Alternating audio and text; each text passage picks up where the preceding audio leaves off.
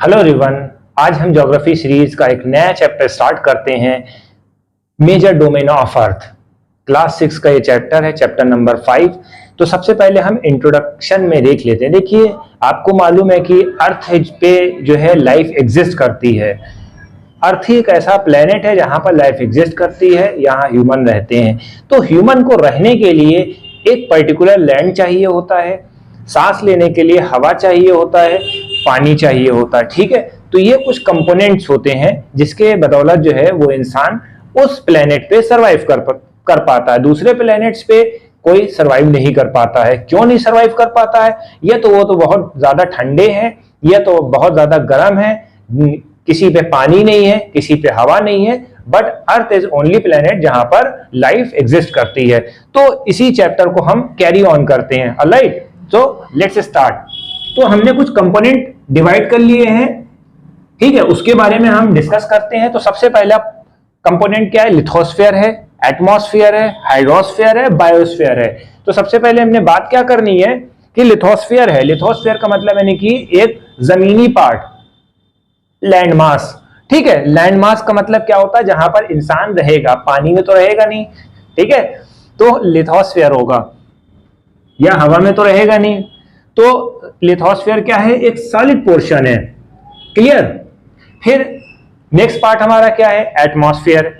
Atmosphere में देखिए gases होती हैं। ठीक है, एटमॉस्फेयर में गैसेस होती हैं, अभी इसका डिटेल दे रहे हैं। ठीक है, हाइड्रोस्फीयर में क्या होता है? वाटर बॉडीज होती हैं। और बायोस्फीयर में क्या होता है? एक नैरो जोन होता है जिसमें लिथोस्फीयर, एटमॉस्फेयर और हाइड्रोस्फीयर तीनों आ जाए, उसको हम बायोस्फीयर कहेंगे। तो अब धीरे धीरे इसका भी डिस्कशन करते हैं। तो देखिए, लिथोस्फीयर क्या होता है? लैंड का वो पार्ट जिसमें जमीनी पार्ट है, लैंड मासेस। ठीक है, लैंड मासेस में क्या होता है?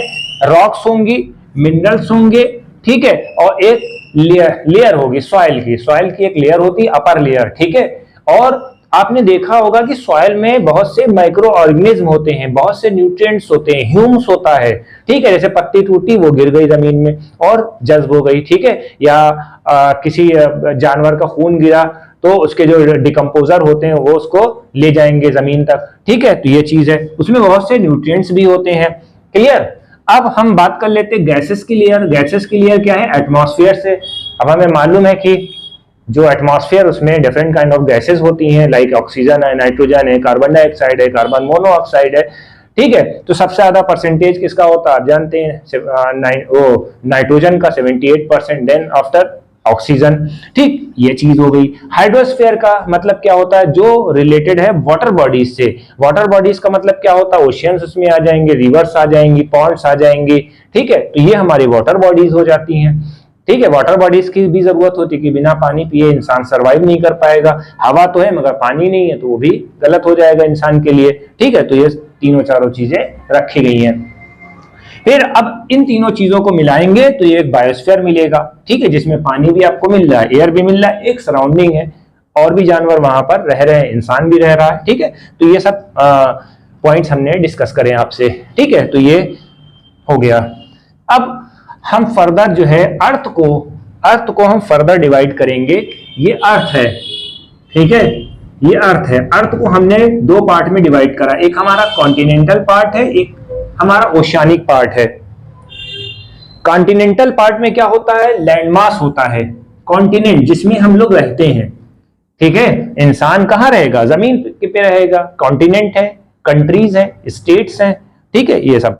देखिए, कॉन्टिनेंटल पार्ट जो होता है 29% होता है, यानी कि 29% पे पूरा अर्थ जो है, अर्थ सरफेस का 29% जमीन है। ठीक है, और 71% ओशन है। ठीक है, तो हम लेवल की बात कर लेते हैं।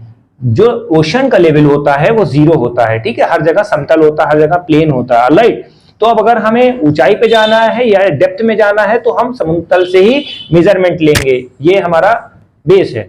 ठीक है, अब जैसे मान लो कि आप हिमालय पे चढ़ रहे थे, माउंट एवरेस्ट पे चढ़ रहे थे, तो उसकी हाइट जो थी 8848 थी।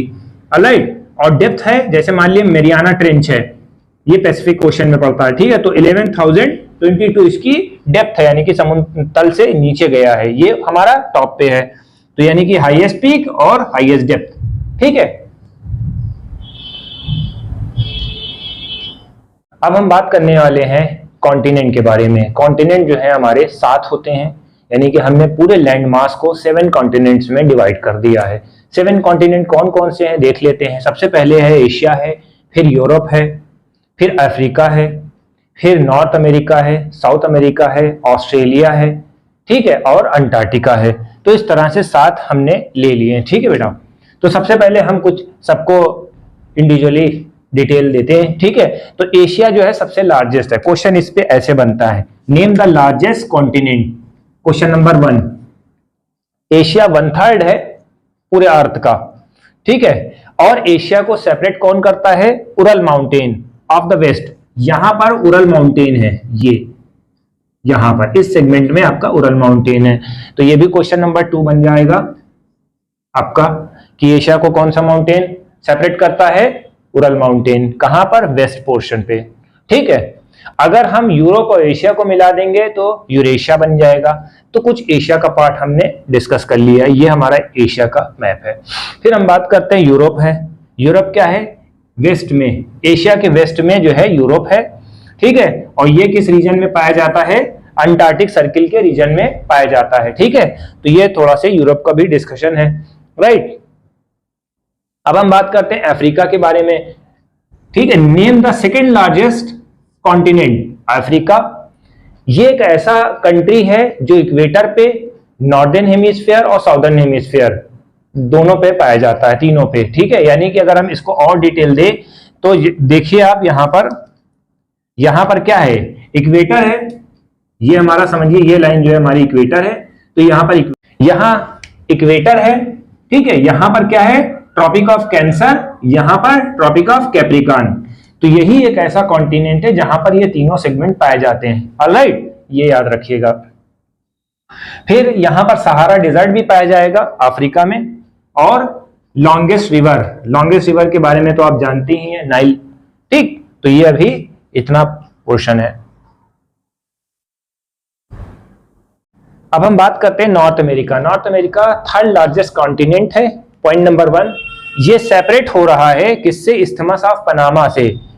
यानी कि जो साउथ अमेरिका और नॉर्थ अमेरिका, ये जो नैरो स्ट्रिप है, इसको क्या बोलते हैं? Isthmus of Panama. इससे 2 कंट्री जो है सेपरेट हो रहे हैं, ये याद रखिएगा। और ये एक ऐसा कॉन्टिनेंट है जो 3 ओशन से बिलोंग करता है, यानी कि 3 ओशन इसके अंडर में आते हैं। कौन कौन से? Arctic ocean, Atlantic ocean, Pacific ocean.